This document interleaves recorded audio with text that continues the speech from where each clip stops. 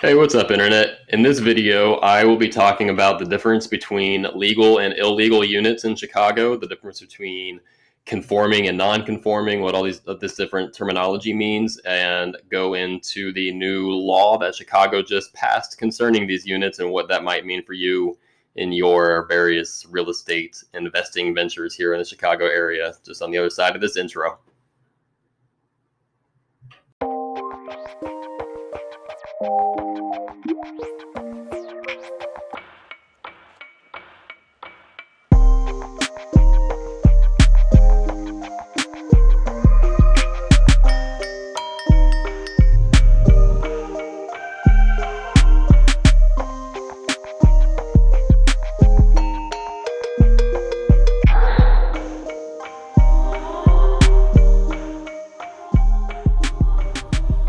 Jake Lyons here.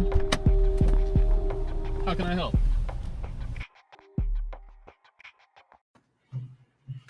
All right, as that intro stated there at the end, if this is our first time meeting each other, my name is Jake Lyons. I am a real estate agent here in the Chicago area with Berkshire Hathaway. And, if you want to get in touch with me about anything that I'm talking about here or anything else in the general real estate area, there should be some contact info somewhere around the screen. You can feel free to reach out to me via text, email, visit the chicagohomesource.com, see what kind of properties are available right now. Hit me up about those. You can schedule a consultation with me. There's a lot of ways to get a hold of me. So no worries there.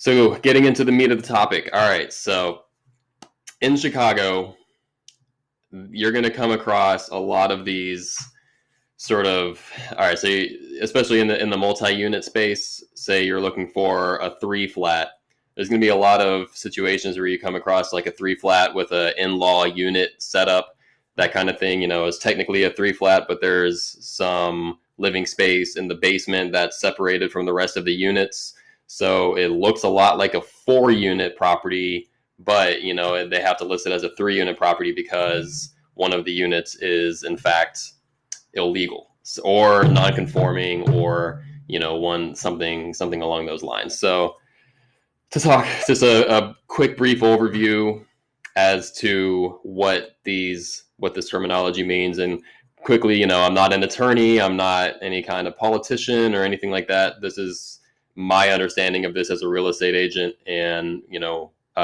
every single property that you come across that has situations like this, every single thing is a case by case basis. There's no blanket answer to any of this stuff because there's just too many little fine point details that are going to vary from property to property. But I'll do my best to provide, at least some kind of brief overview of what these things mean. So a legal conforming unit would mean that each unit in that building, say it's a 3 flat being sold as a 3 flat, and each of those units are legal and conforming. The legal part means that it's all up to code. The conforming part means that that unit is allowed under the local zoning ordinance for whatever that street or that particular parcel of land is zoned and approved by the city to be. So if that parcel of land is approved to be a 3-unit and there are 3 units on that piece of land, then those 3 units are legal and conforming as long as they are up to code, which we'll talk about here in a little bit. I'm trying not to get these two mixed up in my own head, so sorry if I'm confusing anyone. But so if it's legal and non-conforming, there we go. If it's legal and non-conforming, then this is a situation that comes up a lot. So this is that situation going back to the 3-unit building, with like the in-law unit in the basement.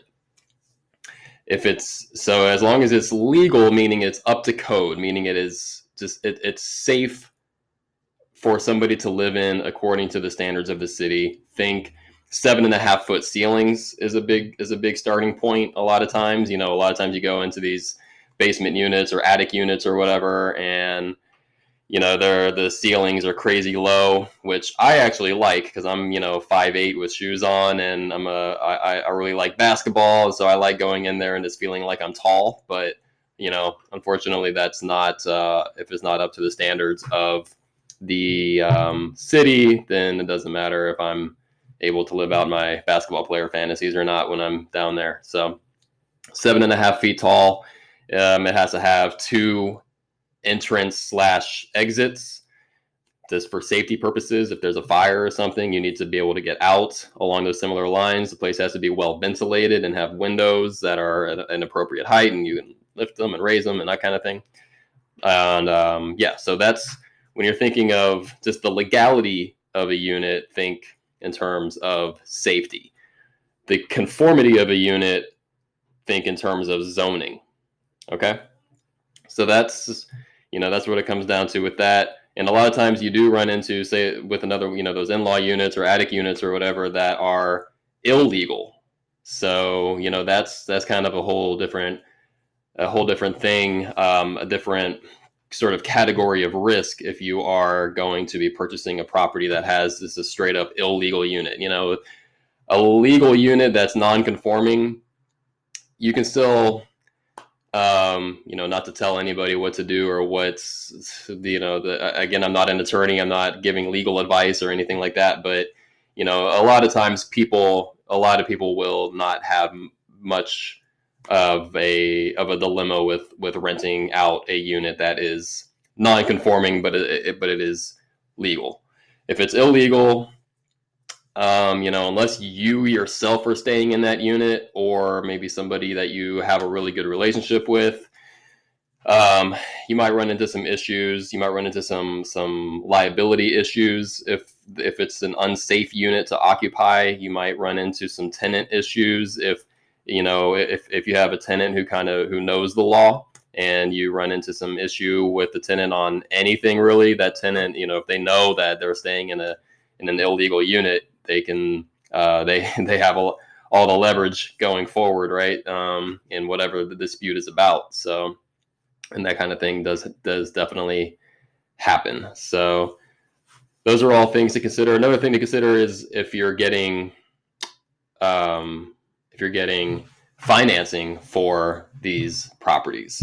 So so say you're getting an FHA loan or any kind of loan really on any kind of mortgage on, let's just keep going to that 3-unit property with the in-law unit. If the bank is using potential income from these units to qualify you for the purchase of the property, they're only going to be able to use the units that are legal and conforming. They're only going to be able to use those 3 units, not the basement unit.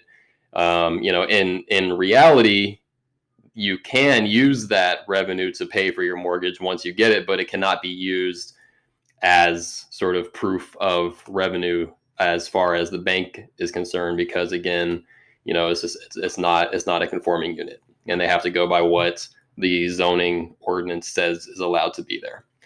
So that's a very brief overview. I hope I didn't confuse you any more than you already were, but that's it's a brief overview of the difference between legal and illegal and conforming and non-conforming. There's a lot more to it than that, and we can go into it. Please, reach out if you have any further questions, and I can point you in the direction of some really good attorneys who deal with this stuff all the time.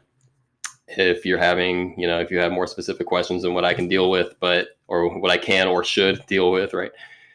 Anyway, so now we're going to get into the new law that the city of Chicago just passed that allows for the new construction of these, they call them additional dwelling units. And these, think coach houses and these in-law units and attic units and things like that. Technically, almost every situation you come across right now that has situations like that, they're all grandfathered in, or they're all, in older properties, especially coach houses and things like that. Coach houses haven't been allowed to be built in Chicago since the 50s until potentially now, starting with on May 1st of this year. So I'm gonna stop this and go onto the desktop to show you a little bit about what this new law entails. Okay, I actually decided to call a little bit of an audible here and split this into two videos. I just thought that just the way that it flowed, I just thought that would be better. So this is the end of this video. If you want to hear me talk all about the new additional dwelling unit law that was just passed in Illinois in Chicago a couple months ago, then there should be a link somewhere around this video, if not in the video itself right about now, to go ahead and click onto that. And depending on where you're watching this, whatever platform it is, please, if you've gotten some value out of this so far, please hit that like button, comment, subscribe, follow, whatever the thing is that indicates that you got some value out of this. Please go ahead and do that and reach out to me if you have any questions. And thank you for spending this time with me, and look forward to seeing you here in this next one. Goodbye.